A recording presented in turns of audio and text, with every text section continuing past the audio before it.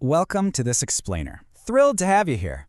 Look, today we're diving into something I find absolutely fascinating. We're peeling back the sleek, polished surface of artificial intelligence to look at the gritty, industrial reality that actually powers the whole thing. The AI infrastructure boom is happening right now, and to really grasp where this tech is heading, we've got to look past the software and check out the heavy machinery. So let's kick things off with a pretty provocative question. Who actually makes the money when AI gets bigger? It's a critical thing to ask, right? I mean, we all use these AI chatbots literally every single day, but the biggest fortunes of this revolution? They probably aren't going to the creators of those apps. Instead, the real wealth is quietly flowing to the physical infrastructure companies sitting deep beneath them. Think about it. When you type a query into a chatbot and get that instant answer, it feels incredibly lightweight, completely effortless. That's the software view. But behind that clean, simple interface, oh man, it's a brutal, heavy industrial reality. We're talking massive cooling systems, thousands of processors, and just mind-boggling amounts of electricity required just to generate that single answer for you. Okay, let's dive into this. Section 1. AI is not software. Phase 2 is scale. So the initial phase of the AI economy was basically a battle of smart models, who had the best chatbot. But we firmly shifted into a massive battle of physical scale. To really wrap our heads around this, we have to look at the classic picks and shovels strategy. Historically, during a gold rush, the folks who consistently made the most money weren't the ones digging for gold. Nope, they were the ones selling the picks and shovels. Whenever a new technology creates a massive new supply chain, the real winners are the ones controlling the bottlenecks. And today, those bottlenecks are the physical tools and services required to produce AI.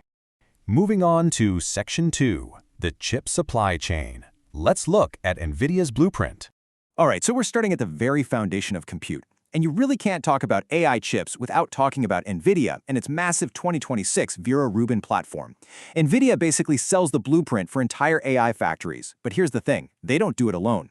Step 1, NVIDIA designs the architecture. But designing a chip, that's only half the battle. Step 2, you actually have to manufacture it. And for that, NVIDIA relies heavily on TSMC in Taiwan to turn that design into physical silicon. But wait, it goes even deeper. Step 3, TSMC literally cannot make those chips without ASML. That's the company supplying the incredibly complex machines used to manufacture the chips. It's like a giant trillion-dollar puzzle.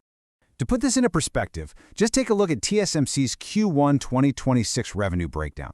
A staggering 74% of their wafer revenue comes from advanced technologies. We're talking 7 nanometers and below. And 61% of their total revenue? That's high-performance computing. This just goes to show how intensely reliant the entire AI world is on TSMC for advanced manufacturing and packaging. They have become an absolutely critical bottleneck. And speaking of bottlenecks, let's talk about 38.8 billion euros. Yeah, you heard that right. That massive number represents ASML's 2025 year-end backlog for their extreme ultraviolet lithography systems. Essentially, the machines that make the machines. This staggering backlog proves a fundamental truth here. A company sitting way deep down in the supply chain, far away from the actual consumer, holds incredible strategic power and value. Which brings us to Section 3, connecting and renting compute, networking and the cloud. Now here is a hard truth about infrastructure. Putting 10,000 GPUs in a giant building doesn't magically create a supercomputer. They actually have to talk to each other, and the sheer scale of the solution to that networking problem is massive. I mean, look at Broadcom. They experienced a 143% year-over-year growth in AI semiconductor revenue in Q2 of 2026, hitting $10.8 billion, and they're projecting $16 billion for Q3. This explosion? It's driven almost entirely by the desperate need for custom AI accelerators and high-speed networking just to connect all those isolated GPUs into one cohesive brain. Okay, so once those chips are all connected, they get rented out by the hyperscalers, the massive cloud companies.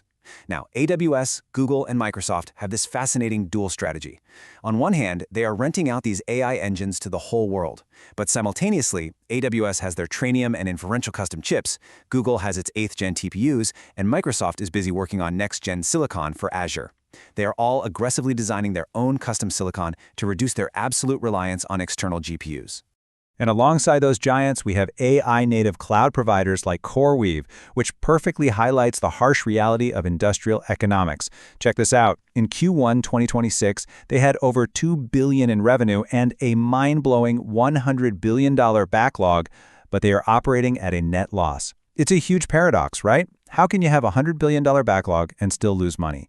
Well, it's because building this infrastructure requires staggering upfront capital and debt. You have to pay for the buildings, the servers, and the power long before you ever see the profits. That leads perfectly into Section 4. The real bottleneck is power. Which brings us to the absolute bedrock layer of our pyramid. As we've established, AI does not run on software, it runs on raw electricity. Just take a moment to absorb this number. 950 terawatt-hours. That is the International Energy Agency's projection for global data center power consumption by 2030. That's roughly double the estimate for 2025. This completely flips the AI investment story on its head. It turns traditional electric utilities, transmission lines, and grid connections into the ultimate AI bottleneck. Because think about it, if you don't have the power, the world's smartest AI model simply cannot run. And this industry is constantly mutating. Back in 2023, everyone was panicking over a shortage of GPUs. In 2024, the bottleneck moved to memory. By 2025, it was physical data centers. In 2026, it shifted yet again to power, networking, and advanced packaging. And as we look toward 2030, it's going to be about managing the full AI ecosystem. You see what's happening? The bottleneck is constantly shifting downstream, moving from a shortage of ultra-advanced silicon all the way down to a shortage of basic electrical transformers. So let's talk about the elephant in the room. Section 5, the next AI bubble. So what happens if these companies build out hundreds of billions of dollars of physical infrastructure, but the AI apps we actually use fail to generate enough revenue to pay for it all?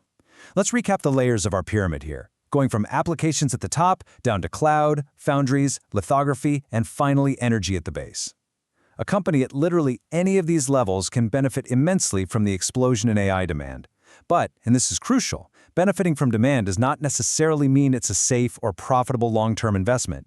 An incredible, world-changing technology can still result in an overbuilt, heavily leveraged market.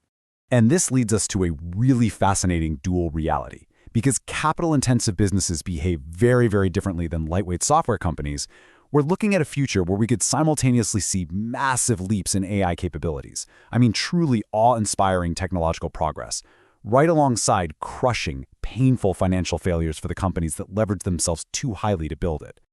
I want to leave you with a final provocative thought today. As you watch this AI revolution unfold, don't just look at the chatbots, look at the industrial supply chain.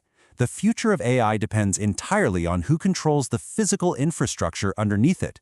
The question is no longer whether AI needs infrastructure. It absolutely does. The only question that matters now is, who owns the bottleneck?